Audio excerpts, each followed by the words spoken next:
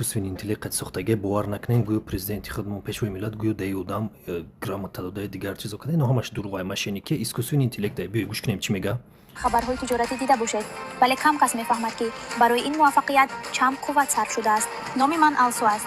ман дар Афғонистон ҳам воқеан руша сиём мекуне ягон хел номаш нест искусственный интеллект тай дурӯғаямаш далши мерем ин аст даҳҳо ҳазор сомонӣ ба даст оварданд бе он ки аз дин ва принсипҳо даст кашид.